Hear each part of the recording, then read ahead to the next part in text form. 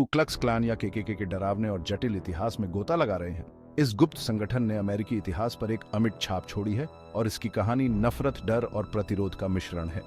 केकेके का जन्म अमेरिकी गृहयुद्ध के बाद हुआ था। 1865 में पुलास्की, टेनेसी में 6 पूर्व कन्फेडरेट दिग्गजों द्वारा स्थापित यह एक सोशल क्लब के रूप में शुरू हुआ, लेकिन जल्द ही यह एक हिंसक समूह में विकसित हो गया जिसका उद्देश्य दक्षिण में श्वेत वर्चस्व को बहाल करना था। उनकी मुख्य रणनीति आतंक थी। उन्होंने नव मुक्त अफ्रीकी अमेरिकियों और उनके सहयोगियों को दबाने के लिए डराने, धमकाने, हिंसा और यहां तक कि हत्या का भी इस्तेमाल किया।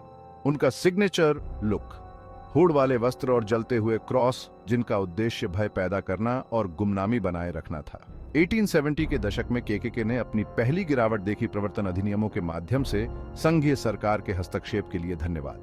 हालांकि यह अंत नहीं था। केकेके ने 1910 और 1920 के दशक में पुनरुत्थान देखा, जो film the birth of a nation से प्रेरित था, जिसने उन्हें नायकों के रूप में चित्रित किया।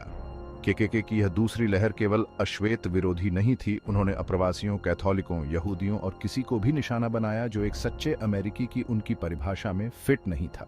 1920 के दशक के मध्य में वे लगभग 4 मिलियन की चरम सदस्यता पर पहुंच गए, राजनीति और समाज को गहराई से प्रभावित किया। लेकिन आंतरिक घोटालों और सार्वजनिक प्रतिक्रिया के कारण 1930 के दशक तक एक और गिरावट आई। फिर भी वे पूरी तरह से गायब नहीं हुए।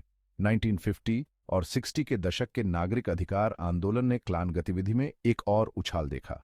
उन्होंने चर्चों पर बमबारी की, कार्यकर्ताओं की हत्या की और प्रगति को रोकने के लिए अपनी शक्ति में सब कुछ किया।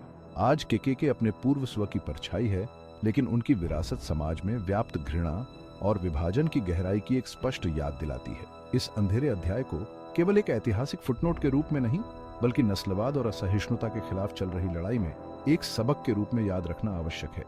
देखने के लिए धन्यवाद। अगर आपने आज कुछ नया सीखा है तो इतिहास में और गहरे गोता लगाने के लिए लाइक और सब्सक्राइब करना सुनिश्चित करें। अगली बार तक जिज्ञासु बने रहें।